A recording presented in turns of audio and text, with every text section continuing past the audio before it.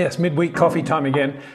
First thing is to confirm that Pirelli, no surprise here at all, as we said in the video, it's all to do with the amount of load and the pace of the cars around Silverstone, the left fronts taking all the punishment. They're going to increase the tyre pressures for this weekend's 70th anniversary Grand Prix by 2 psi at the front, 1 at the rear. That'll change things a little bit higher at the front. A few setup changes involved.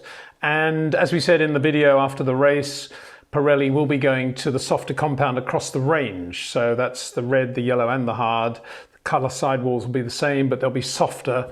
And that will mean almost certainly a 2-stop race rather than a 1-stop, which I'm sure most of us will be welcoming. That's a good thing. And Pirelli have done quite a lot of discussion. They've had media press conferences. They've talked to the teams. They've done investigation on the tyre failures on the Merc and Carlos Sainz's car, and other teams that were pretty near the mark as well.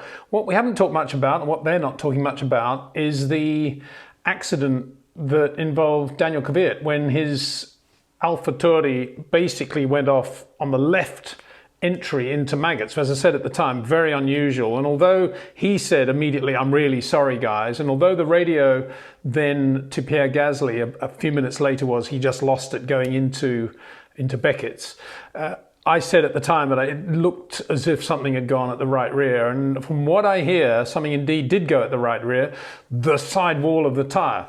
Now, I don't think this is a Pirelli issue as such in the sense of overloading the tyre, all the things we've just been talking about. And I don't think it was a debris thing, although there was a lot of debris on the circuit during the course of the race, the back end of the race particularly.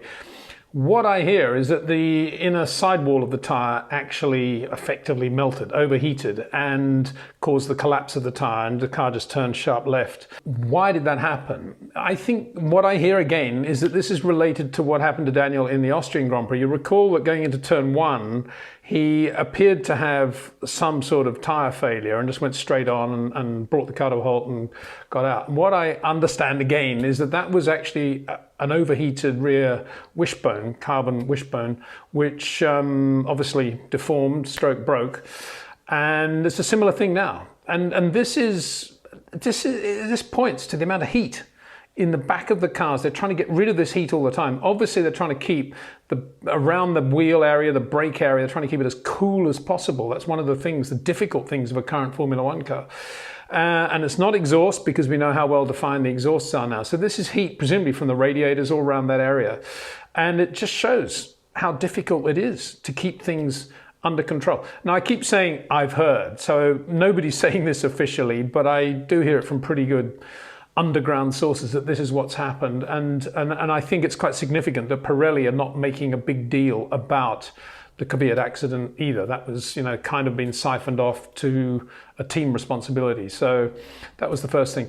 The next thing is Nico Hulkenberg and that amazing business of the car not getting through the fire-up stage is perhaps the right way to phrase it in modern parlance. But of course, basically the car wouldn't start, which is very, very unusual in Formula One terms, particularly for a team as well equipped as Racing Point with Mercedes engines and gearboxes. Well, it's gearboxes that are the issue. And what they discovered when they took the gearbox off the car on the Sunday night, what they discovered was, and I have to get the nomenclature correct here, it was a clutch basket bolt that basically sheared and broke and then seized everything, the flywheel, everything stopped.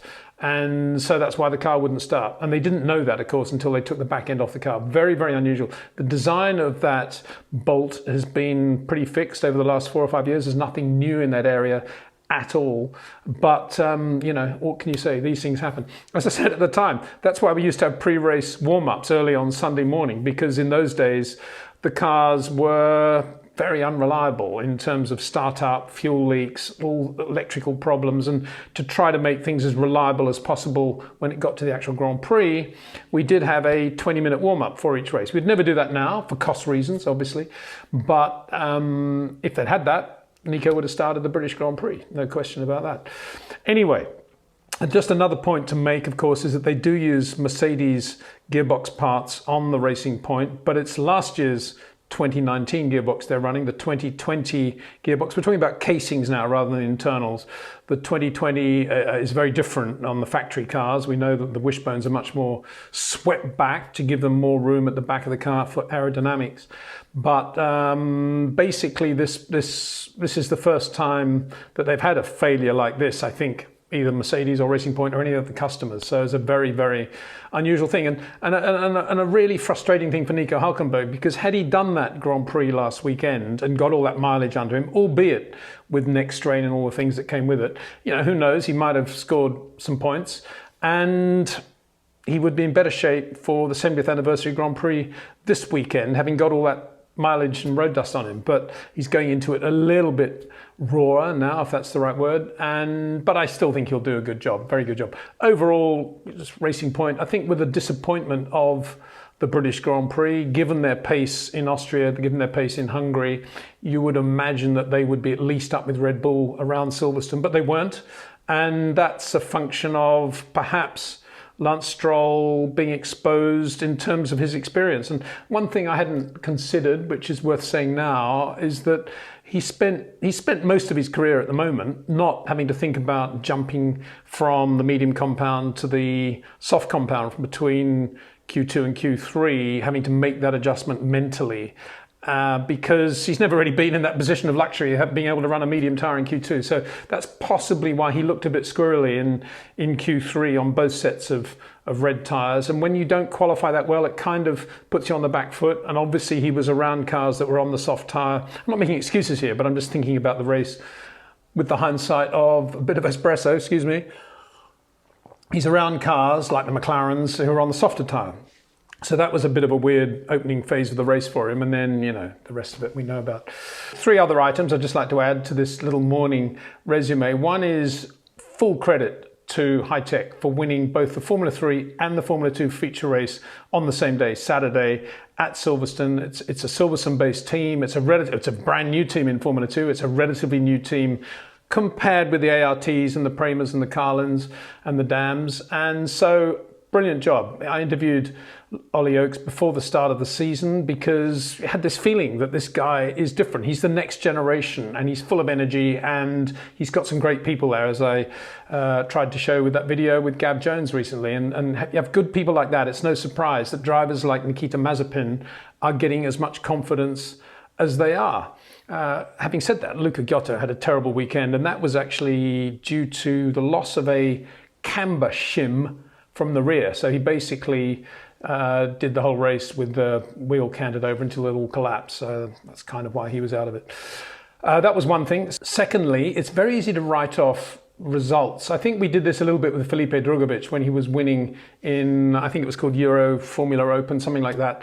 He won everything 2 years ago, and a lot of people said, oh yeah, but how good is he? Who did he beat? Usual thing. And then he struggled in F3 last year, and everybody said, oh, well, there you go. It's not a very competitive formula. But now F2, he's right on it, driving for MP Motorsport. Matsushita, his teammate, is not a slow driver at all, and he seems to be upstaging him pretty comprehensively. And he was on the pole at Silverstone. So we should never judge a driver if he's winning and dominating a championship along the lines of, oh, well, it's easy, he's got no opposition. And I make that point because right now, Linus Lundqvist is winning everything in American Formula 3. He's won every race he started so far. And again, people are going to say, oh, well, yeah, who's he beating? But good luck to him. You know, he couldn't find the budget to do FIA Formula 3. He excelled in some of the feeder categories in the build-up in British racing, British Formula 3 particularly.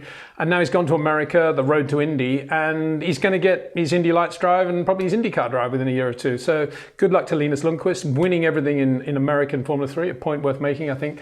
And finally, in the build-up to the 70th anniversary Grand Prix, I cannot speak highly enough about this array of posters that Liberty have put together with Automobilista, which is a graphic company. They do a brilliant job, I think, a lovely job. So I would counsel you to have a look at these. And you know, the 70th anniversary, when we were talking about it in the build-up to it, we think, yeah, well, you know, 70th anniversary, there's so many anniversaries these days. But for me, the reality of actually having this race at Silverstone, where it all started in 1950, when I say it, I mean the Formula One World Championship, and we're going back to that circuit. And don't forget, it's where Ferrari also scored their first World Championship Grand Prix win as well in 1951 with Jose Froilán González. And so there is so much history. And I think there'll be a lot of emotion. It's very sad, of course, we won't have the crowd at Silverstone to celebrate those 70 years this weekend, but we will be doing it as best we can. And these little posters, I think, are just one of many wonderful tributes we're going to see to the history of Formula One and to everything and everyone and every race that's happened over the last 70 years. Anyway, look forward to seeing you over the weekend.